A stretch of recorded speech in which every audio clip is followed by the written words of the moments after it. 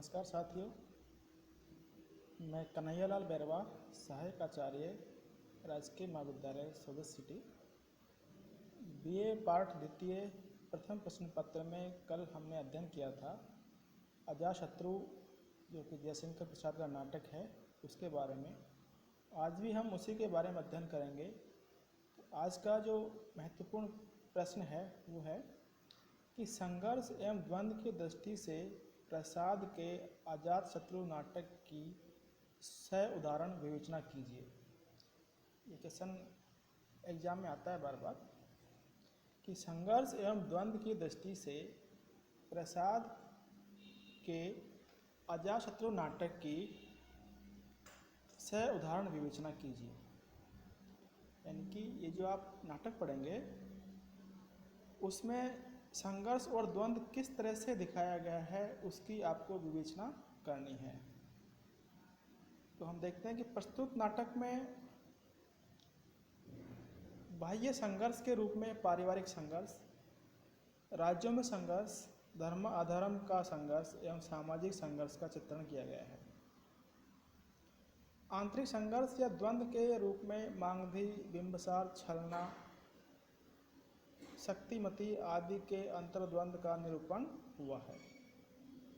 यानी कि जो द्वंद्व और संघर्ष है वो 2 तरह का दर्शाया गया है। एक तो बाह्य, जैसे परिवार का, यानी कि अपने मन से बाहर, इस परिवार का, राज्यों का, धर्म अधर्म का, इनका संघर्ष, सामाजिक संघर्ष ये दिखाया गया है। एक है अपने मन में जो अंतर्द्वंद चल रहा है उसके बारे में बताया गया है। तो देखिए, इनका विस्तार से अध्ययन करते हैं। पहला है पारिवारिक संघर्ष। अजातशत्रु नाटक में 3 राज परिवारों के अंतःकलह को प्रस्तुत किया गया है। कौशांबी, मगध और कोसल, इन 3 राज्यों के जो राज परिवार में जो अंतःकलह है उसके बारे में इस नाटक में दिखाया गया है या बताया गया है। सर्वप्रथम मगध के राजकुमार अजातशत्रु और पद्मावती के कलह को चित्रित कर रानी छलना की महत्वाकांक्षा दिखाई गई है। दूसरा, संघर्ष का केंद्र कौशांबी का राज परिवार रहता है। वहां पर मागधी अपनी ईर्ष्या भावना से पद्मावती को राजा उदयन की नज़रों में गिराने का पूरा प्रयास करती है। तीसरा, पारिवारिक संघर्ष कौशल राज परिवार में दिखाया गया है। इन तीनों प्रसंगों से नाटक में बाह्य संघर्ष की सुंदर योजना की गई है। यानी कि इस नाटक में मुख्यतः इन 3 राज्यों के जो परिवारों में जो कलह चल रही थी उसके बारे में बताया गया है। दूसरा है राज्यों का संघर्ष। बौद्ध काल में मगध, कौशांबी और कौशल आदि राज्यों में परस्पर संघर्ष होने की पुष्टि तत्कालीन इतिहास से भी होती है। यानी कि जब हम इतिहास की बात करते हैं तो तत्कालीन परिस्थितियों में भी इन राज्यों में संघर्ष होना बताया गया है। प्रस्तुत नाटक में परसार युद्ध का कारण काशी की प्रजा द्वारा परस्पर युद्ध का कारण काशी की प्रजा द्वारा अजातशत्रु के प्रति विद्रोह करना और राजकर न देना बताया गया है। यानी कि अजातशत्रु ने अपने पिता पर दबाव डाल करके राज्य हथिया लिया था। इस वजह से वहाँ की जो जनता है वो क्रोधित हो गई थी और उन्होंने एक तरह से उसके प्रति प्रतिशोध की भावना रखते हुए राज कर देने से इनकार कर दिया था, इसलिए वहाँ पे विद्रोह हुआ। तीसरा, सामाजिक द्वंद्व। अजातशत्रु नाटक में सामाजिक संघर्ष का भी चित्रण किया गया है। प्रसेनजित की रानी दासी पुत्री थी।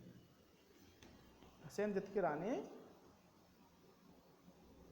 दासी पुत्री थी।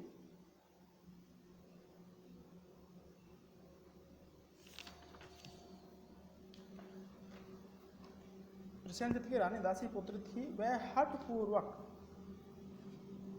हठपूर्वक राज रानी का पद प्राप्त करने में सफल रही। वह अपने पुत्र विरुद्धक को भी राजा का उत्तराधिकारी बनाने में प्रयासरत थी।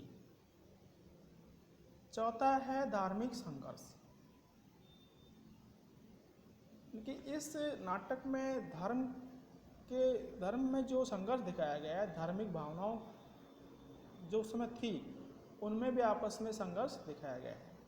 प्रस्तुत नाटक में गौतम बुद्ध को अपने अनुयायियों को उपदेश देते हुए दिखाया गया है। क्योंकि उस समय गौतम बुद्ध ने अपने अनुयायियों को बौद्ध धर्म के बारे में उपदेश देते हुए दिखाया गया है। परंतु देवदत्त को बौद्ध धर्म का विरोधी बताया गया है। देवदत्त और अजातशत्रु के संवादों से गौतम बुद्ध के नवीन विचारों का विरोध स्पष्ट दर्शाया गया है। यानी कि देवदत्त और अजातशत्रु जो है वो गौतम बुद्ध के जो बौद्ध धर्म है उसका विरोध उन्होंने किया है और उनको विरोधी रूप में ही दिखाया गया है। देवदत्त भिक्षु धर्म को राज्य के लिए अहितकारी बताता है। भिक्षु धर्म मतलब बौद्ध धर्म। पांचवा है आंतरिक द्वंद्व। ये तो हो गए अपने मन से जो बाहर स्पष्ट रूप से दिखाई देते हैं वो द्वंद्व हो गए, वो संघर्ष हो गए। अब हम लेते हैं कि हमारे मन में किस तरह के संघर्ष थे उस समय, वो भी इस नाटक में दिखाया गया है।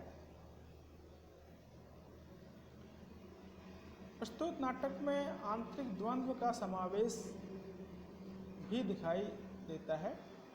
मांगदी सुख एवं ऐश्वर्य की लालसा से भटकती रहती है। इस नाटक की जो पात्र है मांगदी, वो सुख एवं ऐश्वर्य की लालसा से भटकती रहती है, इसलिए उसके मन में द्वंद्व चलता रहता है। यानी कि सुख और ऐश्वर्य पाने के लिए वह इतनी लालायित है कि उसके मन में कुछ न कुछ द्वंद्व या संघर्ष चलता ही रहता है। पिता द्वारा अपमानित एवं लांछित विरोधक का अंतर्द्वंद्व नाटक में अनेक स्थलों पर व्यक्त हुआ है। वह अपने पिता से प्रतिशोध लेना चाहता है। प्रतिशोध मतलब बदले की भावना रखता है, यानी कि वो अपने अपमान का या उसके प्रति जो अपमान हुआ है उसका बदला लेना अपने पिता से चाहता है। इस कारण वह डाकू भी बन जाता है। रानी शक्तिमती एवं वासवी भी द्वंद्व से आक्रांत रहती है। मांगदी जब श्यामा गणिका बन जाती है, श्यामा गणिका मतलब वेश्यावृत्ति का काम करने लगती है, तो उसका हार्दिक द्वंद्व कुछ विकृत भी हो जाता है, यानी कि बदल जाता है। वह समुद्रगुप्त को मरवा देती है तथा विरुद्धक के हाथों बचकर अपना अगला लक्ष्य निर्धारित करने के लिए चिंतित रहती है। इस प्रकार प्रस्तुत नाटक में भाई संघर्ष से जहाँ सरसता आई है, वहाँ आंतरिक संघर्ष से पात्रों का चरित्र निखरा है। इस प्रकार इस नाटक में प्रसाद जी ने आंतरिक संघर्ष और बाह्य संघर्ष को चित्रित करते हुए पात्रों को दिखाया है। धार्मिक संघर्ष में उस समय बौद्ध धर्म का बोलबाला था, तो अधिकतर राज परिवार या राजा जो है वो बौद्ध धर्म का ही अनुसरण कर रहे थे, लेकिन कुछ लोग या कुछ व्यक्ति जो हैं उस बौद्ध धर्म को अपने राज परिवार के लिए घातक मान रहे थे, इसलिए वो उसका विरोध कर रहे थे। इसमें प्रमुख है जैसे देवदत्त हुआ, अजातशत्रु स्वयं हो गए, लेकिन बाद में वो बौद्ध धर्म को अपनाने लग गए गौतम बुद्ध के उपदेश से, और उस गौतम बुद्ध को अपना गुरु मानने लग गए। इस प्रकार हम देखते हैं कि आंतरिक द्वंद्व में नाटक में